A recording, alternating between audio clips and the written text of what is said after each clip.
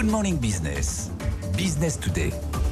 Et on va parler d'IA effectivement avec ce qui est considéré de plus en plus, tant mieux pour vous, tant mieux pour votre cours de bourse, comme une valeur de l'IA maintenant, Salesforce, avec CEO France et vice-présidente Émilie Sidiquian, bonjour. Bonjour. Alors, tout le monde met de l'IA à sa sauce parce que ça fait bien. Expliquez pourquoi, effectivement, Salesforce est une vraie valeur de l'IA. En quoi et depuis quand vous mettez de l'IA générative? Qu'est-ce que ça change au modèle et qu'est-ce que ça change pour vos clients? Alors tout d'abord, qu'est-ce que Salesforce? Donc Salesforce, c'est effectivement le numéro 1 de la gestion de la relation client. On s'est spécialisé depuis 25 ans. Tout à l'heure, on était avec le spécialiste de la relation fournisseur. Maintenant, avec le spécialiste de la relation client. Voilà, il faut de tout pour faire un monde. Il y a de la place. Donc du coup, Salesforce fête ses 25 ans cette année. On a été créé le 8 mars 1999. Donc oui, c'est aussi tout un symbole. Et donc depuis ces 25 ans, on s'est spécialisé sur la gestion de la relation client pour pouvoir faire en sorte d'aider les entreprises. Donc c'est un modèle de B2B à leur fournir une suite de solutions, les aidant à la fois à les accompagner dans leur croissance et également à amener de l'efficacité opérationnelle sur ce qu'on appelle le front office. Donc ça va être comment je gère ce client quand j'ai un prospect, quand j'ai un client, quand je suis en service client et quel que soit le point d'interaction physique ou digital. Alors qu'est-ce que va changer l'IA à cette relation? Alors l'IA, on en fait, c'est pas nouveau. On en fait depuis 2014. On avait un module qui s'appelle Einstein, donc vous voyez en toute simplicité, qui permettait justement de pouvoir faciliter l'interprétation de la donnée. Et on est passé en génératif l'année dernière pour pouvoir cette fois-ci se mettre à créer et à faciliter le travail des collaborateurs en entreprise. Alors ça veut dire quoi? Je vais vous donner des exemples.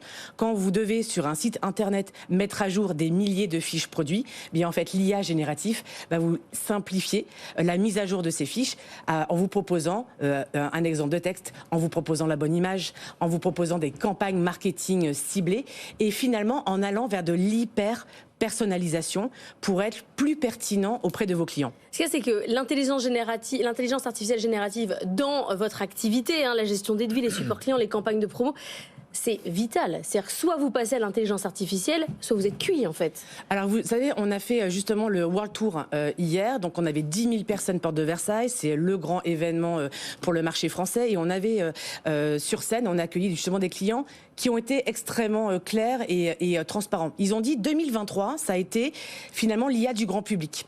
L'IA pour tout le monde. Non, en fait, ça a été vraiment la découverte d'un usage, mais finalement tout le monde s'en est saisi. Mais dans les boîtes, on teste, on essaye, on voit ce que ça peut faire. Exactement. Et pour les entreprises, ça a été plutôt la découverte, en disant pour quel type d'usage.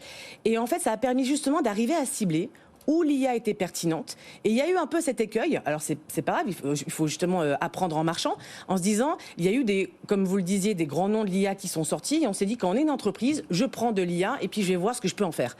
En fait, non.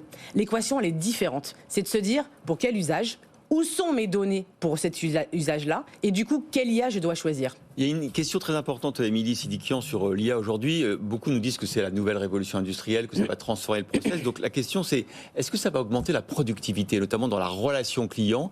Autrement dit, est-ce que ça va entraîner des suppressions d'emplois parce que l'IA fera des choses qui aujourd'hui sont réalisées par des humains? Alors, avant de parler de productivité, on parle de croissance. Donc, comme je vous le disais, on avait des clients qui sont venus indiquer en disant, pour des campagnes marketing, ils envoyaient le même nombre d'emails, sur exactement le même nombre d'emails en utilisant de l'hyper-personnalisation. Ils sont arrivés à 237% de conversion en vente supplémentaire. Donc, vous voyez qu'il y a un vrai agenda de croissance d'abord. Quand on parle après d'efficacité opérationnelle, vous avez raison, IDC a produit également une étude qui montre que l'IA d'ici à 2028, dans l'écosystème Salesforce, ça représente quoi? Plus de 260 000 emplois, mais c'est aussi 76 milliards en termes d'économie.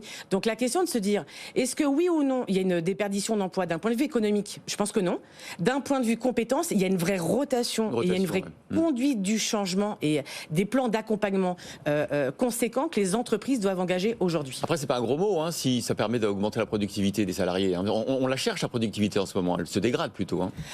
Ce que je pense, c'est qu'on ne va pas perdre son emploi parce qu'à cause de l'IA, on perdra son emploi parce qu'on ne sait pas l'utiliser. Et du coup, il va falloir effectivement revisiter l'ensemble des rôles dans l'entreprise pour faire en sorte... Avec des enjeux de formation. Et des enjeux de formation, mais pour aller vite. Vous voyez, je prends l'exemple, on est par exemple pratiquement 80 000 au niveau mondial. Toutes les nouvelles releases de Salesforce qui datent de Dreamforce de septembre dernier, entre septembre 2023 et le 31 janvier, On a eu, nous, l'enjeu de former 80 000 collaborateurs en 4 mois. Et on est une boîte de la tech. Donc imaginez-vous, quand vous êtes une boîte industrielle, vous êtes peut-être moins familier avec ces outils-là, vous avez besoin de quoi? D'avoir des outils où la prise en main est facile, justement pour limiter la conduite du changement, et puis d'avoir aussi un écosystème qui, lui, est suffisamment formé pour bien vous accompagner. Je reviens à vos clients et la question de la maturité du rapport à l'intelligence artificielle. Ça veut dire qu'en gros, l'année dernière, on avait des dépenses en intelligence artificielle un peu partout. J'essaye, je teste, je sais pas trop ce que j'achète. Parfois, je fais des dépenses qui ne sont pas utiles. Et aujourd'hui, on a changé de dimension avec certes une industrialisation de l'utilisation, mais à bon escient. C'est-à-dire que je dépense plus n'importe quoi, n'importe où. Exactement, c'est vraiment l'usage. C'est le fait de dire, le point d'entrée, c'est qu'est-ce que je veux en faire dans l'entreprise.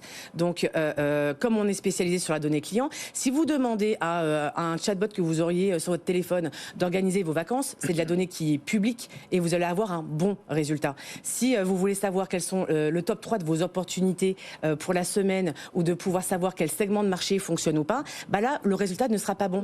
Et donc, il faut justement avoir de l'intelligence artificielle là où vous avez les données pour fiabiliser le résultat. Est-ce que vous êtes demandeuse de règles sur l'IA? Il y a l'IA Act européen qui va être adopté aujourd'hui. Il y a un rapport d'experts en France qui va rendre ses conclusions. Est-ce qu'il faut des règles? Je pense qu'il faut trouver le juste milieu. Alors justement, on a organisé aussi une table ronde. Arthur Mensch était à nos côtés de Mistral. On avait Hugging Face qui était également avec nous. Et l'ensemble de l'écosystème de la French Tech, mais également des installateurs français. Donc un peu plus de 55 entreprises.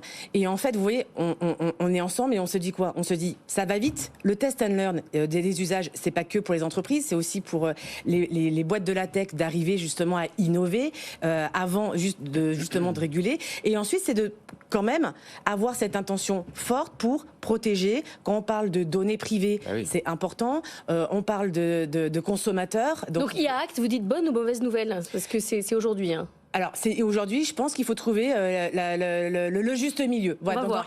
On va voir. Voilà, on va voir, c'est ça.